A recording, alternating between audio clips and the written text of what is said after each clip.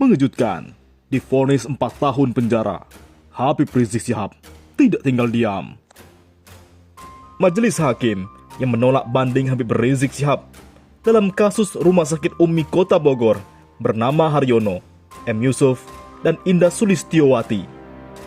Haryono merupakan majelis hakim kontroversial yang telah memotong hukuman Joko Chandra dalam kasus korupsi Bank Bali dan juga memotong hukum Jaksa Pinangki dalam kasus korupsi dan suap fatwa MA. Begitu pula, M. Yusuf ikut memotong hukuman Joko Chandra dalam kasus korupsi Bank Bali dan juga memotong hukum Jaksa Pinangki dalam kasus korupsi dan suap fatwa MA. Banding Habib Rizik Syihab, kasus Rumah Sakit Umi ditolak Pengadilan Tinggi DKI.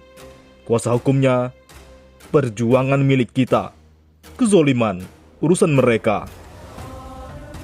Di lain sisi, pengamat hukum internasional bantu Habib Rizik Syihab.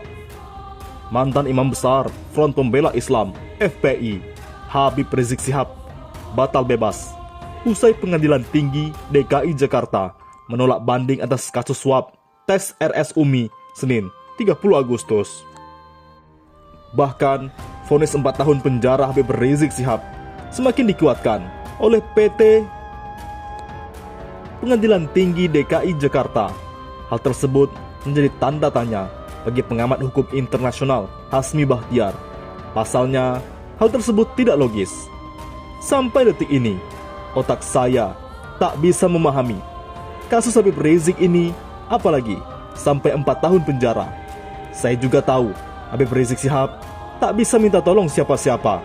Jadi, cuma bisa mendoakan semoga Allah kuatkan beliau sekeluarga, ujarnya. Imam Besar Habib Rizik Syihab, serukanlah jihad untuk menyelamatkan negeri ini demi tegaknya keadilan. Maka kupastikan, akulah kafir pertama yang menyatakan diri siap untuk memenuhi panggilan jihad itu, ujarnya melalui akun Twitter Niko Silalahi. Kami yang hanya segelintir tidak berdaya melawan kezoliman ini jika saudaraku umat muslim masih tertidur, ujarnya. Pengadilan DKI Jakarta menolak banding Habib Rizik Syihab atas kasus suap tes RS Umi, sehingga menguatkan putusan Pengadilan Negeri Jakarta Timur terhadap Habib Rizik Syihab vonis 4 tahun penjara. Oleh karena itu, Habib Rizik Syihab tetap divonis 4 tahun. Kuasa hukum curiga sengaja dibatasi geraknya hingga Pilpres 2024. Tim kuasa hukum terdakwa Habib Rizik Syihab akan mengajukan kasasi terkait putusan Pengadilan Tinggi PT DKI Jakarta yang menguatkan vonis Pengadilan Negeri Jakarta Timur terhadap kliennya pada kasus tes usap di Rumah Sakit Umi Bogor. Kami pastikan, ajukan kasasi. Putusan tidak masuk akal, kata kuasa hukum Habib Rizik Syihab. Menurut Sugito, kasus yang menjerat Habib Rizik hanyalah kasus tes usap yang dibesar-besarkan. Ini kan pasal-pasal yang bisa dipolitisasi. Hakim seharusnya independen, ujar Sugito. Sugito menaruh curiga Habib Rizik sengaja dibatasi gerak-geriknya hingga pemilihan presiden 2024 rampung. Sepertinya menunggu Pilpres 2024 ini ya, kata dia. Sugito mengatakan pihaknya akan mengajukan kasasi setelah keluar salinan publikasi putusan PT DKI secara resmi. Hal yang sama juga diungkapkan anggota kuasa hukum Habib Rizik, Aziz Yanuar. Kami tetap menunggu resminya dari PT DKI ke PN Jakarta Timur, ujar Aziz. Dalam kasus tes usap RS Umi, PN Jakarta Timur menjatuhkan vonis 4 tahun penjara terhadap Habib Rizik Syihab. Oleh karena itu, meski sudah mengajukan banding untuk kasus suap Rumah Sakit Umi, Habib Rizik tetap divonis. Ahli hukum tata negara Refli Harun menilai putusan Pengadilan Negeri Jakarta Timur PN Jaktim terhadap ex-pimpinan Front Pembela Islam FPI itu tidak masuk akal. Putusan Pengadilan Negeri Jakarta Timur tidak masuk akal karena menghukum orang yang menyatakan tentang kondisi badannya yang dianggap menyebarkan berita bohong dengan ancaman 10 tahun penjara, lalu dituntut 6 tahun dan divonis 4 tahun, ujarnya. Tidak masuk akal.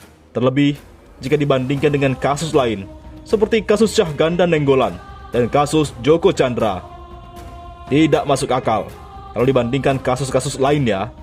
Syahganda misalnya hanya dihukum 10 bulan penjara, kemudian kasus-kasus lainnya yang juga tidak seberat ini, tuturnya. Luar biasa ya. Bandingkan pula dengan kasus Joko Chandra misalnya, yang mendapat remisi dan lain sebagainya. Sehingga Refli menyebut bahwa banyak yang harus dipertanyakan di Indonesia. Jadi, banyak hal-hal yang memang questionable di negara ini. Lebih lanjut, advokat satu ini menduga bahwa Habib Rizik akan dibuih sampai pemilihan umum pemilu 2024 selesai. Sebagaimana disebutkan, atau diskenariokan, atau diprediksikan, diopinikan banyak pakar, bahwa memang Habib Rizik akan dikandangkan setidak-tidaknya sampai 2024 berakhir pemilunya, ungkapnya. Sehingga dia mengatakan bahwa, sekali lagi, irasionalitas hukum kembali dipraktekkan di tanah air. Nah, sekali lagi, irasionalitas hukum kembali dipraktekkan di tanah air tercinta ini. Terlebih sambungnya, kasus Habib Rizik sebanding dengan kasus Jaksa Pinangki yang telah melakukan 3 kejahatan sekaligus. Bayangkan, kasus Habib Rizik ini sebanding dengan kasus Jaksa Pinangki yang tadi saya katakan. Jaksa Pinangki itu melakukan 3 kejahatan sekaligus, yaitu menerima suap, pencucian uang, dan pemufakatan jahat. Refli pun menyimpulkan bahwa rasa keadilan hakim di PN menganggap apa yang dilakukan oleh Jaksa Pinangki dan Habib Rizik Syihab sama. Jadi, kalau kita kaitkan sama-sama levelnya, pengadilan tinggi, make sense of justice hakim-hakim di pengadilan tinggi itu menganggap apa yang dilakukan Jaksa Pinangki itu sama, sebangun dengan Habib Rizik. Padahal, jauh sekali, pungkasnya. Oleh karena itu, anggota Komisi Hukum DPR RI, Nasir Jamil, Habib Rizik Syihab layak dibebaskan. Anggota Komisi Hukum DPR RI Nasir Jamil mengingatkan majelis hakim yang mengadili Habib Rizik Syihab bahwa Indonesia adalah negara hukum, bukan negara kekuasaan. Karena itu, agar semua warga negara sama di depan hukum, Habib Rizik sudah selayaknya dibebaskan. Bangsa ini akan runtuh manakala hakim bertindak tidak adil. Karena tidak adil, tidak ada lagi yang layak menjadi pelindung, ujar Nasir di Jakarta, Senin. Karena itu, lanjut anggota fraksi PKS DPR RI itu, dalam kasus Habib Rizik Syihab idealnya, hakim wajib menggali, mengikuti, dan memahami nilai-nilai hukum dan rasa keadilan yang hidup di dalam masyarakat, bukan pertimbangan atau tekanan dari yang punya kuasa. Terus terang, saya miris mengikuti pemberitaan persidangan Habib Rizik Syihab. Ada kesan yang sangat kuat di tengah masyarakat bahwa hakim yang mengadili Habib Rizik Syihab sepertinya diintervensi pihak-pihak lain yang berpengaruh, ujarnya.